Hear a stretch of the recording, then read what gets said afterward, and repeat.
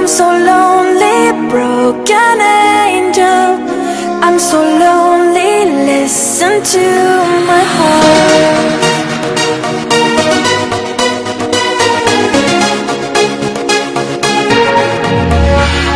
من دوست دارم به چشم من گریه نده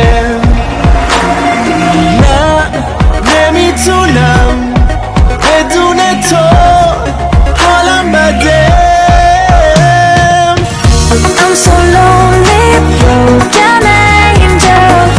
I'm so lonely, listen to my heart. One and only broken angel. Come and save me.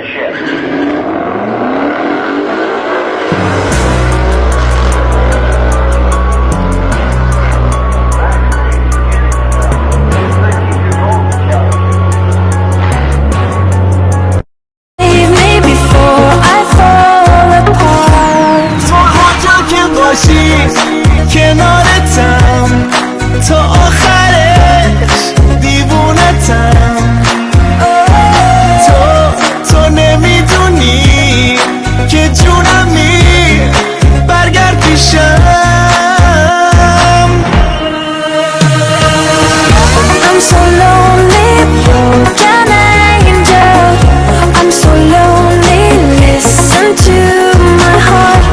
One and only broken angel. Come and save me before I fall apart.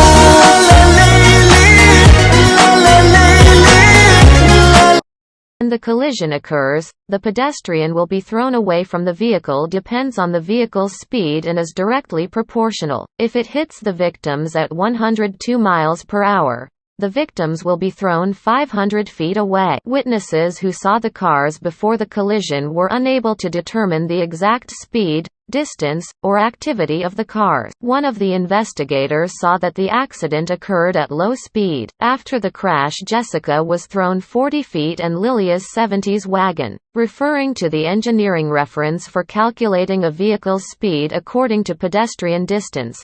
I found that Heron's vehicle speed does not exceed 40 miles per hour. Monitor what was happening, because there wasn't any drinking and there wasn't any marijuana use. And I can be assured of that because I was there the entire time.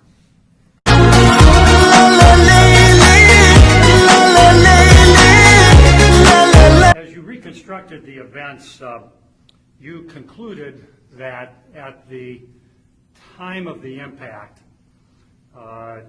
the Mustang was traveling between 30 and 40 miles per hour, correct? At impact, yes.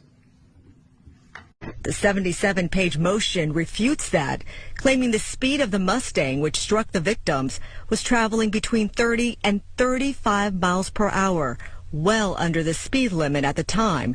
There were also no signs of skid marks or any witness claiming the two cars were racing side by side. Yet this information was never shared with the judge. Case, there wasn't any evidence, and nor does the court believe that there was any specific intent to do harm in this case. Do you know Cameron Heron? I do. And has he been a patient of yours? He has. Would you first tell us, when did you first see Cameron Heron in your office?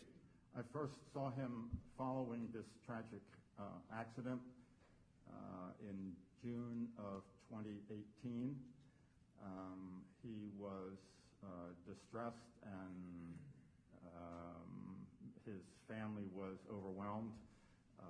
I believe he actually got my name through you, his attorney. I agreed to see him for an evaluation and then agreed to see him as a patient. Since that date, is that correct? Yes, June. A short time after the accident. Yes. Is that correct? How many times have you met with Cameron Heron? I've met with him in person in my office between approximately 30 to 40 times. I have also spoken with him on the phone and his family members probably another at least 30 to 40 times. So keeping it kind of general for a few moments here, was Cameron in some distress when you first met with him? He was in extreme distress. He was not out of touch with reality, but his ability to be rationally and logically connected to his surroundings and his circumstances was weak and failing. Did you find it necessary to prescribe medications? I did. What medications did you prescribe, and what was the diagnosis that resulted in those prescriptions? The initial diagnosis was an acute stress syndrome related to what he described to me as I killed two people, and his terror and horror at thinking that he had done such a thing and that he was responsible for such a thing. He was prescribed antidepressant and anti-anxiety medications in order to allow him to sleep and maintain reasonable, logical connection with reality. And from the beginning, did he accept responsibility for what he did? He did indeed. I noted today in the testimony. For what he did? He did indeed. I noted today in the testimony, and I've heard this before. So if you would you take us through the different meetings in your office and how things progressed during the course of your treatment, kind of a 30,000-foot view? Sure. Maybe a 5,000-foot view, if you will. Within a few weeks, I became less concerned that he was going to completely disconnect with reality and require hospitalization. He stabilized a bit. That was partly related to his return to his faith, his belief in God, his understanding that God forgives. He might never be able to forgive himself, but God forgives. He didn't believe that God would forgive him, but he believed that God does forgive. In the initial weeks of treatment, he had the illogical, disconnected fantasy that he could somehow trade his life for these two people he killed. He knew cognitively, intellectually, that that wouldn't happen, but he repeatedly returned to that theme in his interactions with me. I noted in the testimony today that one of his friends said something about trading his life.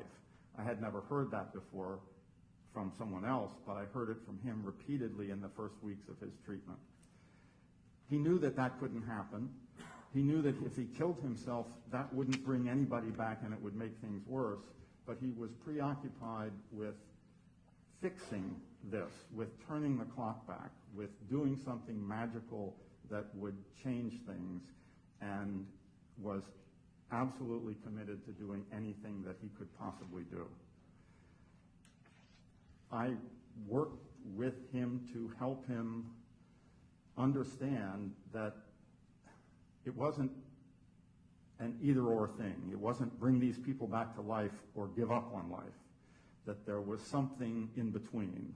There was some hope to move forward, to stay alive, to work, to be a part of his family, to face up to the charges and accept responsibility that had value. That was very difficult for him because he saw it as an all-or-nothing thing. This was the extent of the remorse and the depth of the remorse that I saw in him in the first several weeks of treatment. As that continued, he did get better, and he started thinking about other issues and other aspects of this, always returning to the same theme of what could he do to make things better. Better for his family, better for the victim's family, better for the community, better for anybody and everybody. Well, does he pose any future threat to society? And please explain. I absolutely believe that he does not. And the illogical, disconnected fantasy that he could somehow trade his life for these two people he killed. He knew cognitively, intellectually, that that wouldn't happen. But he repeatedly returned to that theme in his interactions with me. I noted in the testimony today that one of his friends said something about trading his life. I had never heard that before from someone else, but I heard it from him repeatedly in the first weeks of his treatment. He knew that that couldn't happen. He knew that if he killed himself, that wouldn't bring anybody back and it would make things worse, but he was